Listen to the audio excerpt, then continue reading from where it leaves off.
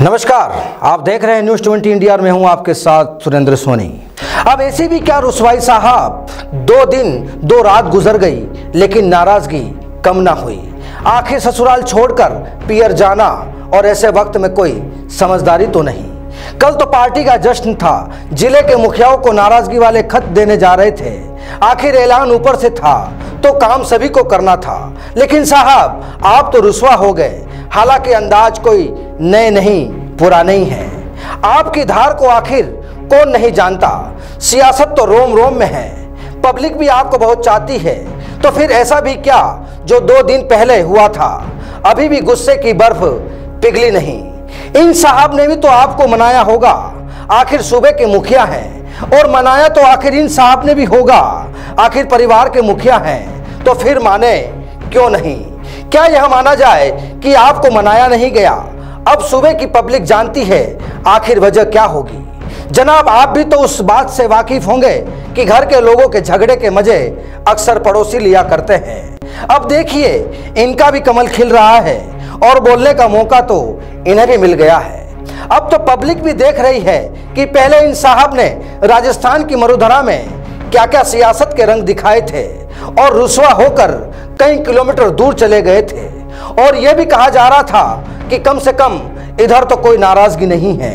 लेकिन यह क्या हुआ, ज्यादा वक्त भी नहीं गुजरा था कि रुसवाइयां तो यहां भी ज्यादा नजर आने लगी हैं। क्या यह माना जाए कि पूरे कुएं में ही भांग गुली हुई है? खैर जो भी है, लेकिन तस्वीर ठीक नहीं है। अब देखिए, ऊपर से आदेश था कि अपने अपने जिलों के प्रभारी मंत्री जिले के मुखिया को ज्ञापन देंगे, लेकिन आप तो नाराज होकर अपने ही प्रभार वाला जिला छोड़ दिया। जनाब, यूं तो कहा आपने ही था कि आखिर कलेक्टर को ही क्यों, हिंदुस्तान के राष्ट्रपति महोदय को क्यों नहीं। लेकिन जनाब देखिए, यही होती है सियासत। यह साहब तो सूबे के राज्यपाल से मुलाकात कर आए और लगे हाथ अपने ही साथी यानी कि हमारे माननीयों ने जिले के मुखियाओं को भी खत दे ही दिए। अब आप तो कोटा पहुंच गए, लेकिन आपने तो वहां भी वो भी नहीं किया जो हमारे दूसरे माननीयों ने अपने अपने प्रभार वाले जिलों में किया। आखिर नाराजगी कैसी? अब चर्चाएं यहां तक हो रही हैं जनाब की आप तो इन साहब की भी नहीं सुनी और इन साहब को भी कोई तवज्जो नहीं दी।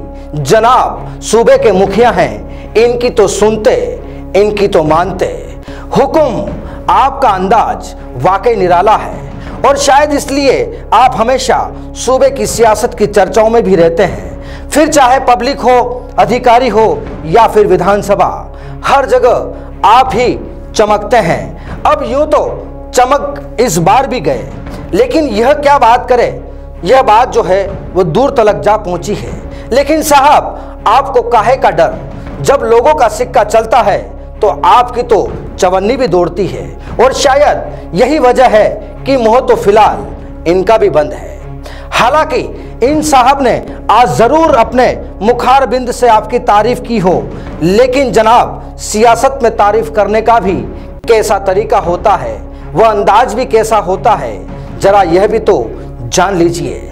इन साहब ने भी कहा कि हमारे सीनियर नेता प्रोटोकॉल को ज्यादा फॉलो करते हैं। उन्हें पता था कि जयपुर में पीसीसी चीफ प्रेस कॉन्फ्रेंस करेंगे। आपको याद होगी ना वह पुरानी कहावत कि लाठी भी ना टूटे और सांप भी मर जाए। खैर, सब सियासी दाव पेच हैं। कहानी सियासी है, लेकिन कहानी के किरदार असल है। कहानी भी असल है, चाहे वह सियासी हो।